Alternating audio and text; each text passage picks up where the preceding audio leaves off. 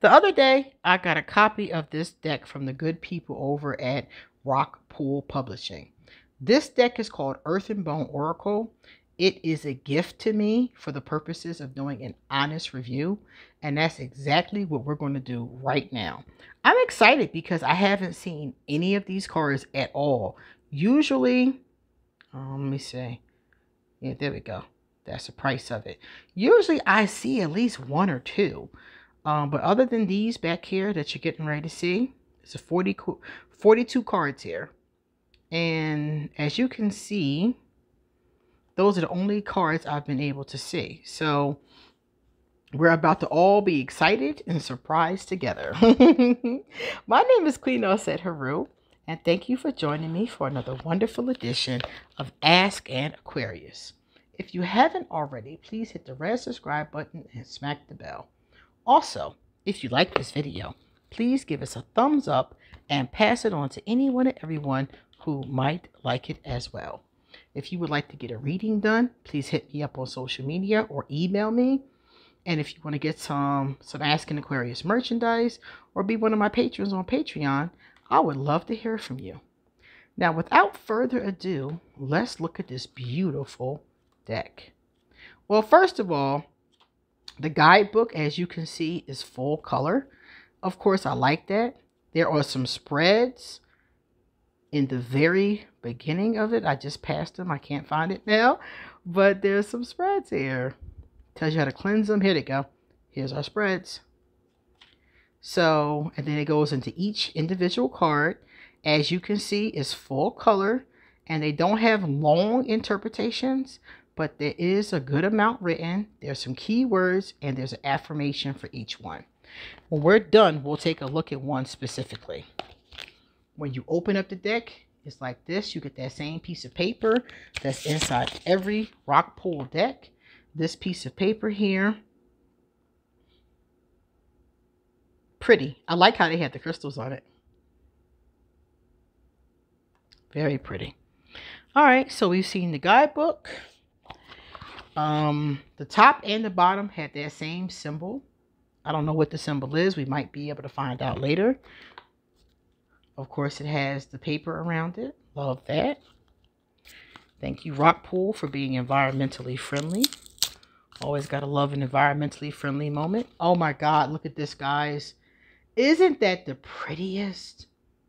That is beautiful edges. That blue edge. Oh, it's kind of a teal color. Oh my, I've never seen that color on the edge. Beautiful. Let me show you really quickly the backs of the card. Each card is back like this. So it's the same in the upright and the reverse. If you choose to do reversals. No, it's a skull, so it's not the same. It's different. So if you do reversals, you will notice that. Nice spring back. Not too thick, not too thin. Not too glossy, but there is a little bit of gloss on it. Let's put it right here for a second. I'm going to take a look at a standard size tarot card, and we're going to compare it. So it is bigger than a standard size tarot card by a lot. It's a lot wider, but it's not humongous though. It's not Pee Wee Herman size, you know. It's still going to be able, if you have small hands, you might have to adjust how you shuffle, but you still should be able to use them very, very well. Now we're going to look at each card. I don't know what to expect. Let's take a look. So I'm seeing a lot of skulls in the imagery.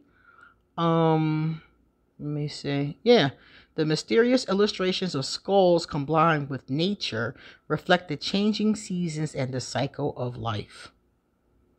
It's going to be a good mix of dark and light. Okay. All right, so this is kind of light, spiritual growth, accountability, healing. Could be dark, could be light, a little bit of both, actually. Okay, let's see. So if you're somebody who likes skulls, I know somebody who collects different skulls. So if you're somebody who likes skulls, you're going to love this. I like the fact that there's like this thing around the edges. I wouldn't really call it a border, but I like it. It's not too imposing. There's a number for each card and the name of the card on top. And at the bottom, you can see there is what the card stands for, the keywords for the cards. So You don't have to necessarily use the guidebook if you don't want to. I know a lot of people who throw the guidebook away. I would never do that. That would give me the worst anxiety. Plus, I love guidebooks. They have so much great information. But if you're somebody who is like, look, Queen, I don't need a guidebook. I just want to see the cards. You could use these. These could be very useful to you because you wouldn't need it. Now we have a crone. Up front, we have a beautiful crone. Okay. You guys know I'm always looking for crones. The older I get, the more I look for diversity of age.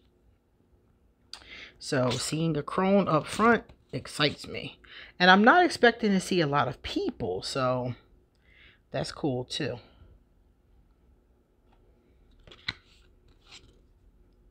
We're not, yeah. We're mostly seeing nature and skulls, yeah. So I guess it really depends on what your relationship is with skulls. And of course, nature. Okay. There we are. Oh, the blood moon. I was just talking about the blood moon. Beautiful.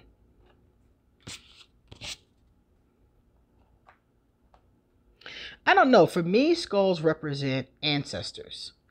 They represent that transition from the life to death to rebirth cycle.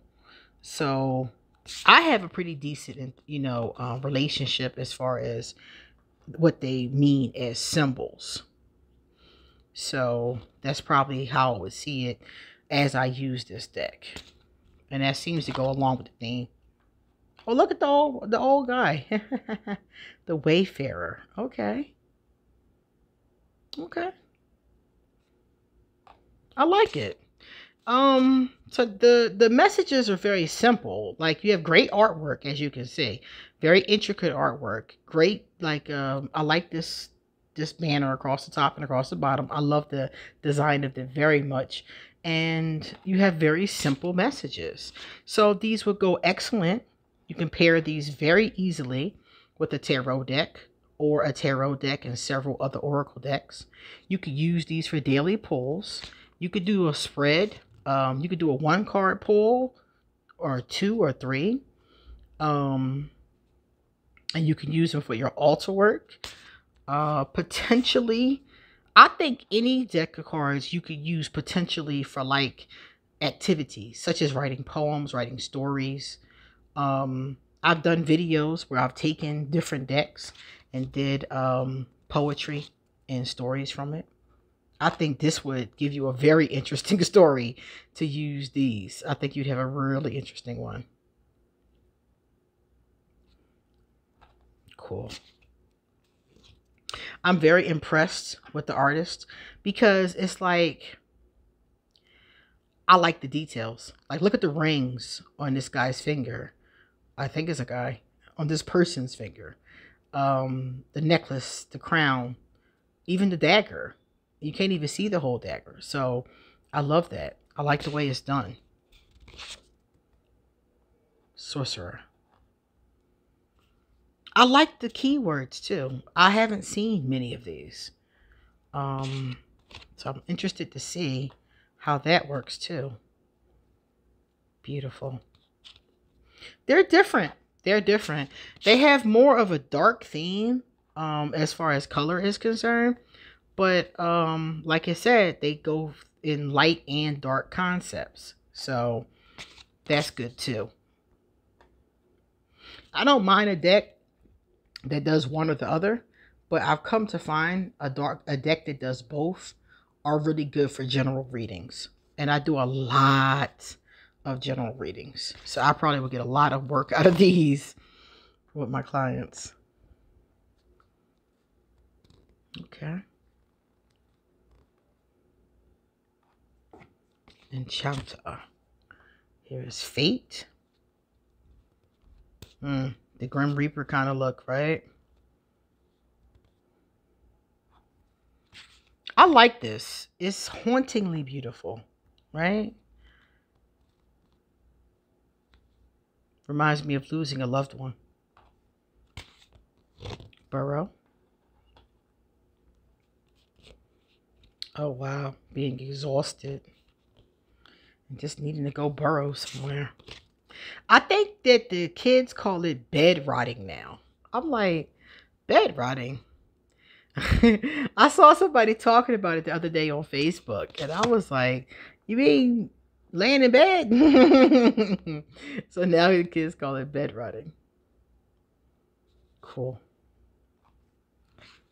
But I think it's a difference between resting, like genuinely resting, and bed rotting.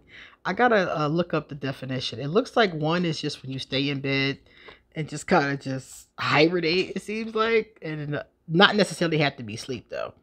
You could be in bed, Netflix and chilling, you know, by yourself or with another person, I guess.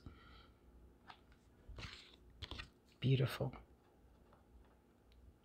I'm very interested to do a reading with these because look at this one. I love the concepts. This is the Conjurer. Higher self, fertility, creativity. Yeah, I'm very interested to work with these. The Serpent. Wow. We have a Beast. Yeah, see what I mean? We don't have a lot of people here. There was just that one crone. And it seemed like everybody else was either already, you know, a skull. I think she was the only one that was actually alive. Oh, look at that. This is cool. Look at that fire. Wow. That's interesting, isn't it? Wow. Yeah, this is very different. And I like that because so many are coming out. We have so many decks coming out. I counted one time. It was like 200 decks coming out. And I was just like, wow. So I really like when they're not all the same, you know. And this is definitely different.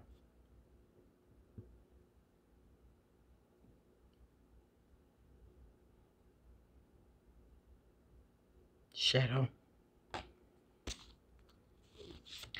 The Pack.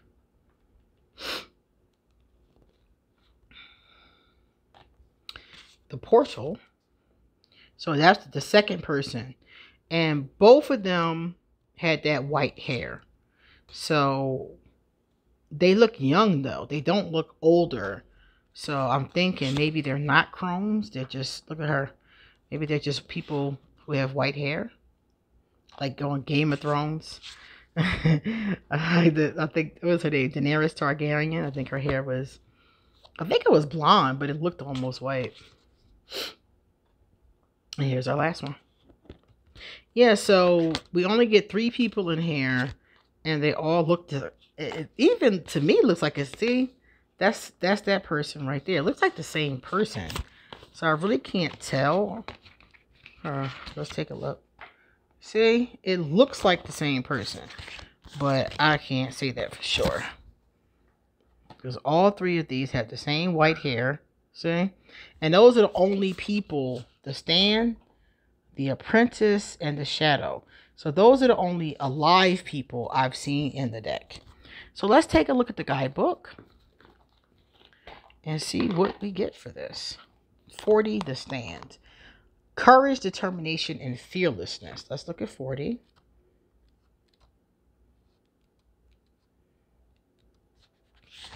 Okay, let's see. It says, you are entitled and worthy, so give yourself permission to speak up, to ask questions. These tiny nudges from the spirit world are a gentle reminder that you are not powerless in life. You have free will, and you are entitled to the greatest amount of abundance and fulfillment. Okay. Your spirit allies indicate that they can only give you the lesson and skills you need to take action, but it's up to you to manifest and create. Keep in mind that you are a force to be reckoned with. You have the ability to conquer any barriers that are thrown in your path. You are empowering yourself. Have faith in yourself, and trust that opportunities will come your way to help you achieve your goals. Vulnerability can help you build confidence. In your truth, you will find power and courage. You can begin to recognize how Spirit's lessons have helped you adapt and grow in order to help you deal with upcoming events and occurrences. You always have the opportunity to improve your physical and emotional well-being. Make sure you're on the same page when it comes to boundaries. Ensure you clarify yourself if someone misunderstands you. By ensuring that your intentions are accurately heard, you may be assured that you are not the one who is causing the conflict. Affirmation. It's okay for me to make mistakes. I honor myself. I am exactly who I need to be at this very moment.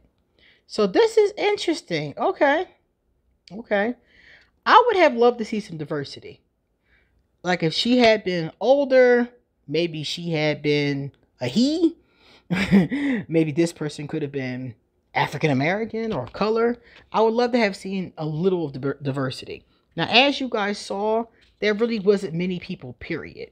So there wasn't a lot of opportunities for that. But for them to take the opportunities they did have and draw the same person 3 times, I think was a missed opportunity. They could have gave us some more diversity with that. However, I do like the message that comes with these cards, especially that first one. And let's see Apprentice, number 4. Higher education, beliefs, and wisdom. This card is not about the kind of learning you gain from reading a book. It's about listening to and learning from your higher self. It's about learning to place your trust in a higher power. This is what you are learning, dear one. All will be yours, and your heart's desires are manifesting through beginning to understand how the universe works. Dream your biggest dream and hold it in your heart. You must remain clear on that vision. It lights you beyond measure. You can achieve it. You are deserving. A plan will help you focus, so do not detour. Spirits are guiding you to light. You have come so far, and they are so proud. If you feel lost, pursue your bliss. Follow what you enjoy. It is that simple. Do not focus on monetary gain or value. Do not focus on desired outcomes or success. Simply do it because you love to do it. Try making a list of what you love to do. If you don't know what you love to do, try everything. The vibration of learning allows us to appreciate what is. Low vibrational beings experience agitation through higher learning because their belief system and consciousness aren't aligned with universal truths. Higher vibrational beings know it is a waste of energy trying to teach people who have not ascended about the universal truths.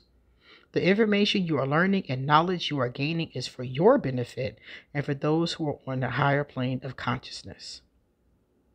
Affirmation. I embrace the highest version of myself. I am willing to believe that by raising my vibration, I attract more of what I deserve. I am aware everything is aligned with divine timing. Okay. All right. Excellent. And we're going to do the last one, 37, with the Grim Reaper in it. I really like this image, though. I'm going to show it to you guys so you can see it. That image, this one here, I really like that image. This one says wholeness, integration, repressed emotions. Oh, cool. So this is about shadow work. As one being, you are absorbing the shadow half of yourself. The aspect of yourself that you rather keep concealed emerges and surfaces, forcing you to face it. As difficult as this task is, it is essential to build internal unity and harmony in order to rise to higher realms. Do not allow the suppression of others' views and opinions of the past to rule over and control you. You may actively begin the healing effort after you are completely aware of what you would rather hide from the world. Accept and embrace the dark elements of yourself that you previously felt compelled to hide. You can begin to learn from, forgive, and grow from the trauma of suppression once you know that you have complete control over your own reality. The old wounds and traumas have been released, and they no longer affect the person you are today. Although it can be tough to let go of deep-rooted pain, remembering that you are all-powerful and capable of manifesting everything you choose. Reality is a product of thought and imagination. Therefore, to gain control over it, you must realize that you are in control. If the anguish of past suppressed memories and emotions arises, understand that you have the power to acknowledge what happened in the past and that you now live in the present. Sitting with your shadow entails sitting with the side of yourself that has formed as a result of past experiences. As you forgive the old version of yourself for not knowing any better or for not trusting your inner knowledge, you begin merging with your shadow.